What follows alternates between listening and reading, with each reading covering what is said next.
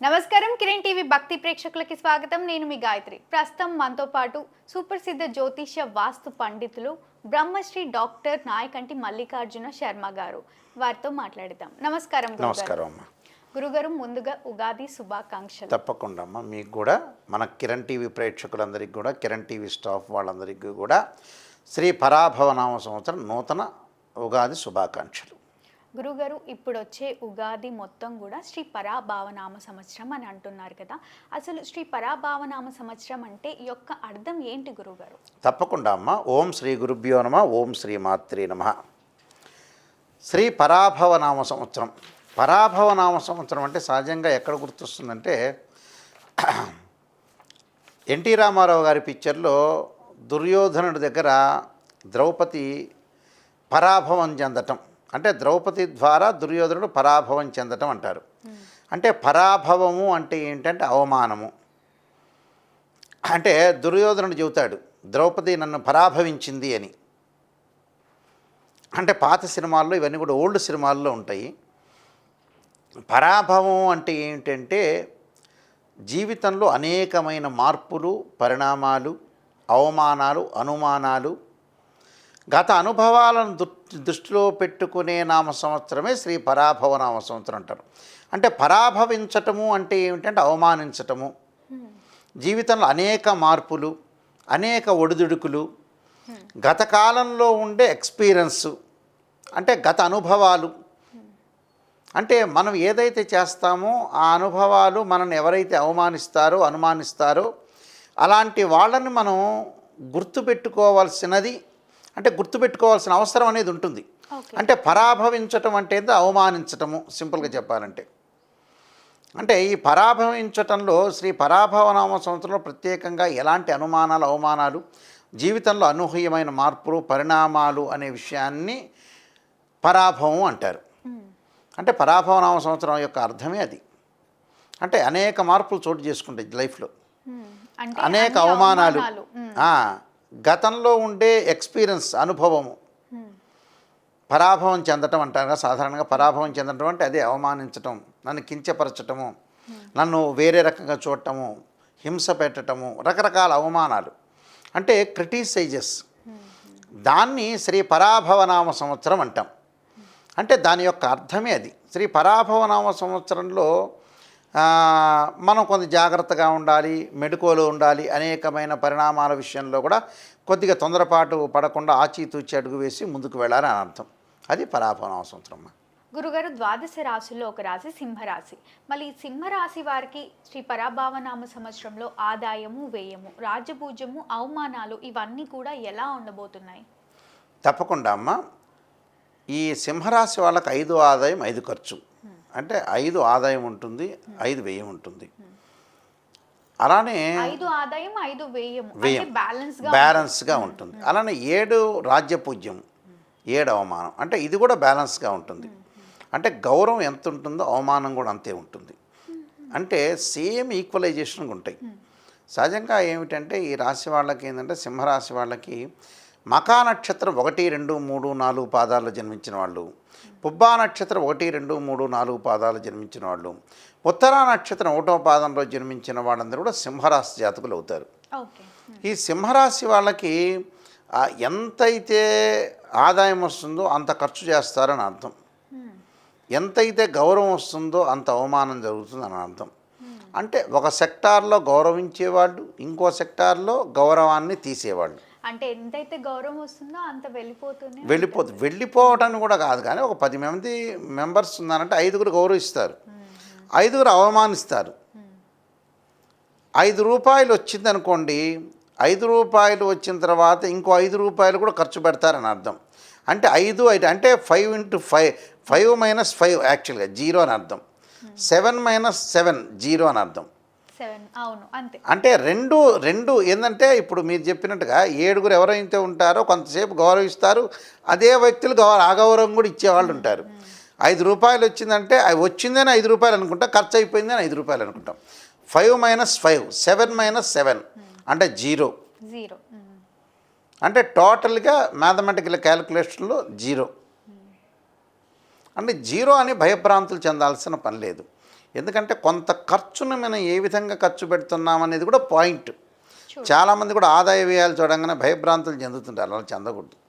ఎందుకంటే మనం ముఖ్యమైన అవసరాలకు కూడా మనం డబ్బులు ఖర్చు పెట్టుకోవచ్చు. ఒకడు ఈరోజు మనం మంచి చేసిన వాడు చెడ్డ వ్యక్తి కూడా కావచ్చు. అంతే. అవును.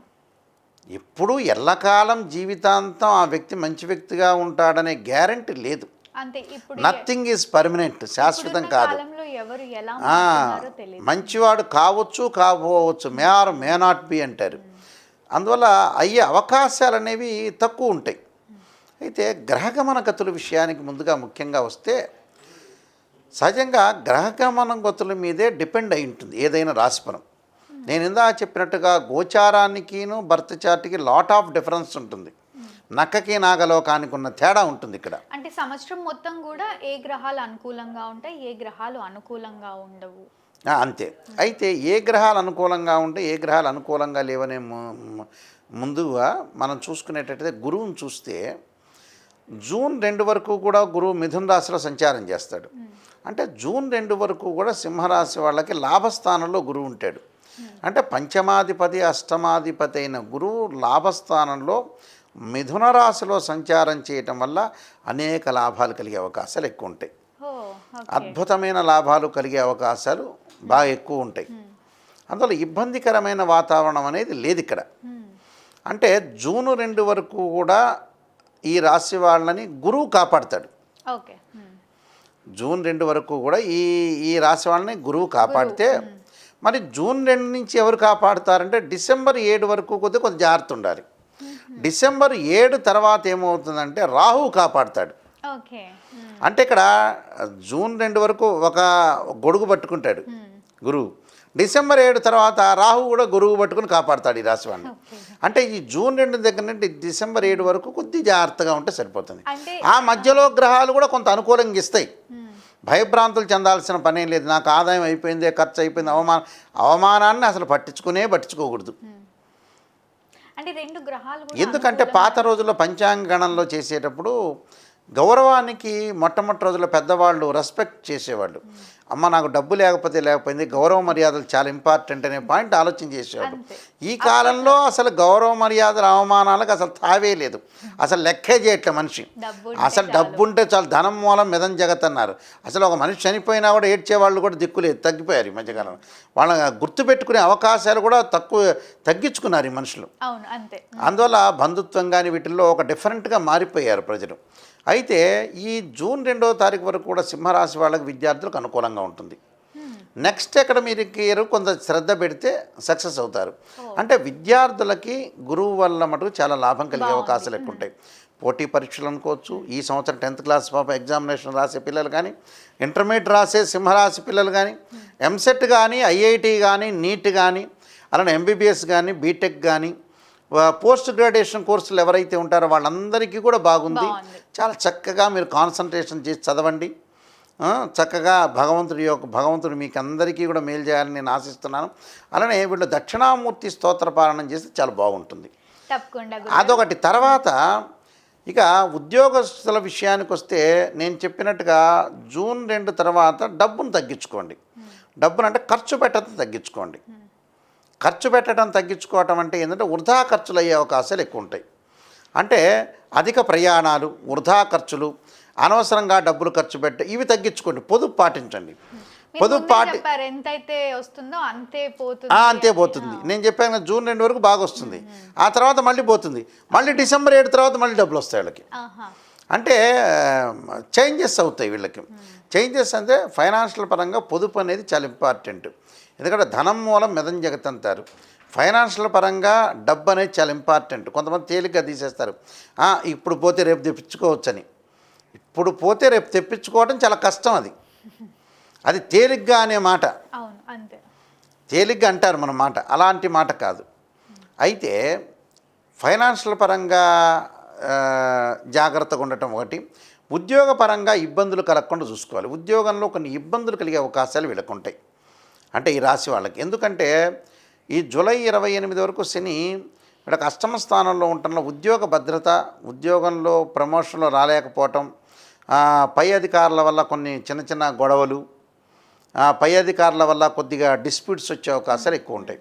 అలాంటివి రాకుండా చూసుకోవాలి. ఓకే. అయితే నిరుద్యోగులకు మటుకు మంచి ఉద్యోగ అవకాశాలు వచ్చే అవకాశాలు ఉంటాయి. విదేశాలకు వెళ్ళలేకుండా కొంత 1-2 సార్లు పోస్ట్ పోన్ జరిగే అవకాశాలు ఎక్కువ ఉంటాయి. తర్వాత వెళ్ళే అవకాశాలు ఎక్కువ ఉంటాయి. స్త్రీలు గతంలో ఏదైతే ఉద్యోగం కానీ వ్యాపారంగా కానీ అలానే ఎడ్యుకేషన్ కానీ వదిలేశారో వాళ్ళన్నీ కూడా మళ్ళీ స్టార్ట్ చేసే అవకాశాలు ఉన్నాయి ఈ సంవత్సరంలో. శ్రీ పరాభవనం సంవత్సరంలో కేతు వల్ల తీర్థయాత్రలు పుణ్యక్షేత్రాలు తిరిగే అవకాశాలు ఎక్కువగా ఉంటాయి వీళ్ళకి. అలానే కోర్టు సమస్యలు కూడా వెంటాడే అవకాశాలు ఉంటాయి. కోర్టు సమస్యలు రాకుండా చూసుకోవడం చాలా మంచిది. అయితే ఏమీ భయపడాల్సిన పని లేదు. శుక్రగ్రహం వల్ల శుభ కార్యక్రమాల నిర్వహణ, మంచి సుసంపన్నమైన కుటుంబం నుంచి అబ్బాయి కానీ అమ్మాయి కానీ వచ్చే అవకాశాలు ఎక్కువగా ఉంటాయి. ప్రేమించిన యువతీ యువకులు ఎవరైతే ఉంటారో వాళ్ళు పెద్దలను ఒప్పించి వివాహం చేసుకునే అవకాశాలు ఎక్కువ ఉంటాయి. ప్రేమ వ్యవహారంలో కూడా సక్సెస్ అయ్యే ప్రేమ వివాహంలో కూడా లవ్ అట్రాక్షన్, ప్రేమ వ్యవహారంలో కూడా సక్సెస్ అవుతారు. అంటే పేరెంట్స్ కొంతమంది ఒప్పుకోకపోవచ్చు. దానిలో కులం అనుకోవచ్చు, మతం అనుకోవచ్చు, ఫైనాన్షియల్ పరంగా డెవలప్మెంట్ విషయంలో కొన్ని విషయాలు అనుకుంటారు. సహజంగా పేరెంట్స్ ఆలోచన చేయటంలో తప్పేమీ లేదు. ఎందుకంటే ఒక అమ్మాయికి కానీ అబ్బాయికి పెళ్లి చేసేటప్పుడు వాళ్ళు ఉన్నతంగా ఉండాలి, మనం ఈ స్థితిలో ఉన్నా కూడా వాళ్ళు బాగుండాలనే కోరిక అనేది పేరెంట్స్ చాలా ఇంపార్టెంట్. పేరెంట్స్ అని అనుసరించే పిల్లలు వెళ్ళాలి నిజంగా అయితే, ఎగ్జాక్ట్లీ చెప్పాలంటే 100% ఇది. తర్వాత వాళ్ళ అభిప్రాయం కూడా ఈ కాలంలో సొసైటీలో కొన్ని అభిప్రాయాలు ఉంటాయి కదా, ఆ అభిప్రాయాల్లో వీళ్ళు సపోర్ట్ చేసే అవకాశాలు ఎక్కువ ఉంటాయి. కాబట్టి ప్రేమ పెళ్ళిళ్ళు జరిగే అవకాశాలు ఎక్కువ ఉంటాయి. బంగారు ఆభరణాలు, గృహ ఉపకరణ వస్తువులు, వాహన ప్రాప్తి జరిగే అవకాశాలు బాగా ఎక్కువ ఉంటాయి. అంటే వాహనాలు కొనుగోలు చేసే అవకాశాలు కూడా మెండుగా ఉంటాయి. కాబట్టి టోటల్గా వీళ్ళకి అంతా కూడా అనుకూలంగా ఉంటుందని చెప్పుకోవచ్చు. బిజినెస్ పరంగా మటుకు జూన్ 2 లోపలనే బిజినెస్ పెట్టాలి. నూతన వ్యాపారాలు జూన్ 2 తర్వాత మళ్ళీ పెట్టద్దండి.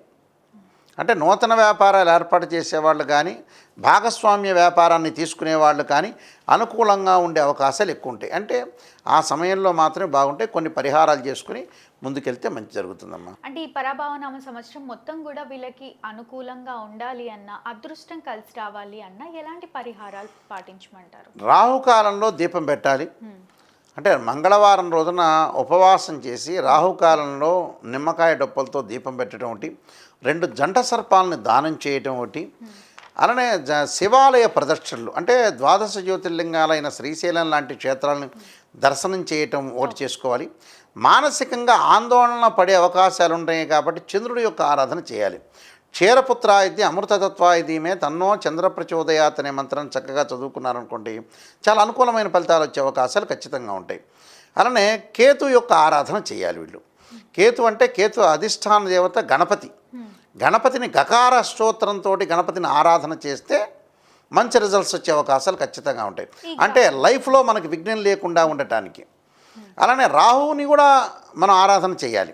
రాహుని ఎలా ఆరాధన చేయాలంటే అర్ధకాయ మహావీరం చంద్రాదిత్యమర్ధనం సింహకాగర్భ సంభూతం తమ రాహుం ప్రణమామ్యం అంటారు. అంటే రాహు మంత్రాన్ని చక్కగా చదువుకోవటం వల్ల చాలా మంచి జరిగే అవకాశాలు ఖచ్చితంగా ఉంటాయమ్మా. వీళ్ళందరికీ అనుకూలంగా లేవు కాబట్టి ఇలాంటి పరిహారం మనకి కొంత దోషం అనేది ఉంది అని అంటే ఆ దోషాన్ని మనం పరిహారం చేసుకొని ముందుకెళ్తే సక్సెస్ అవుతారని అర్థం. అయితే సింహరాశి వాళ్ళు ఎక్కడైతే నెగిటివ్ ఉంటుందో దాన్ని పాజిటివ్ చేసుకోవడం ఎలాగా అనేది ఆలోచన చేయాలండి. అంటే సహజంగా ఏంటంటే ఐఐటీలో ఎంటెక్ చేసిన ఎంఎస్ చేసిన ప్రాపంచిక జ్ఞానం అనేది కొంతమందికి ఉండదు, ఎక్కువ మందికి ఉండదు. తక్కువ మందికి అనేసారి ఎక్కువ మందికి ఉండదు. మా రీసెర్చ్లో తెలిసింది. చదువు వేరు, ప్రాపంచిక జ్ఞానం వేరు. ప్రాపంచిక జ్ఞానం అంటే ఏంటంటే ప్రాపంచిక జ్ఞానం తెలిసిన వాడు చాలా లౌక్యంగా ఉంటాడు, ఫాస్ట్గా ముందులో ఉంటాడు. చదువుకున్నాను వీడు తెలిసిన వాడు ఇక్కడే ఇలా ముందుకెళ్తూ వెనక్కుంటాడు. కొంతమంది చదువుకున్న వాళ్ళు ఇలా ముందుకెళ్ళిపోతారు. అంటే చదువుతో సంబంధం లేదు. విద్య లేనివాడు విద్య ఉన్నవాడైనా కూడా మనం ఎక్కడ మిస్టేక్ చేస్తున్నాం, 6th సెన్స్ ఏం చెప్తుంది, మన మైండ్ ఏం చెబుతుంది, బ్రెయిన్ ఏం చెబుతుంది, ఎక్కడ మిస్టేక్ చేస్తున్నాం, ఆ మిస్టేక్ను మనం ఎలా సవరణ చేసుకున్నాం. అయ్యో నాయకంటి గారు నెగిటివ్ చెబుతున్నాడు అని అనుకోకూడదు. ఆ నెగిటివ్ని పాజిటివ్ ఎలా చేసుకోవాలి. శ్రీయ లోపం పెరుగుట పెద్ద విద్య, లోపం ఎరిగిన వాడే పూర్ణుడవుతాడు. నా దగ్గరికి జాతకాలకు వచ్చేవాడికి ఎవరికైనా ఇది చెబుతా, అన్నీ వినగలిగితేనే రండి, లేకపోతే వదిలేయండి. పొగిడించుకోవాలంటే పక్కనోడి దగ్గరికి వెళ్ళండి, 100 రూపాయలు ఇచ్చింది పొగిడించుకోండి. జ్యోతిష్యుల దగ్గరికి రావద్దండి. ఏ గురువు గారి దగ్గరికి వెళ్ళినా సరే నిజం చెప్పండి గురువు గారు అని చెబితేనే జరుగుతుందండి సక్సెస్ లైఫ్లో. అబ్బా ఈయన అన్నీ నెగిటివ్ చెబుతున్నారంటే అంటే ఆలోచన చేయకూడదు. ఆ నెగిటివ్ను కొన్ని జీవితంలో నెగిటివ్స్ ఉంటాయి. ఆ నెగిటివ్ అనేది జరుగుతుంటుంది. ఆ నెగిటివ్ని పాజిటివ్ చేసుకుని ముందుకెళ్తే వాళ్ళే సూపర్ స్టార్. తప్పకుండా అయితే ఈ సింహరాశి వాళ్ళందరికీ కూడా శ్రీ పరమేశ్వరుడు యొక్క కరుణాకటాక్షం ఉండాలని ఆశిస్తూ సర్వే జనా సుఖినో భవంతు. తప్పకుండా గురుగారు, సింహరాశి వారికి శ్రీ పరభావనామ సంవత్సరంలో ఏ విధంగా ఉండబోతుంది, తీసుకోవాల్సిన ముఖ్యమైన జాగ్రత్తలు ఏంటి అని ఎంతో చక్కగా తెలియజేసినందుకు ధన్యవాదాలు. నమస్కారం అండి.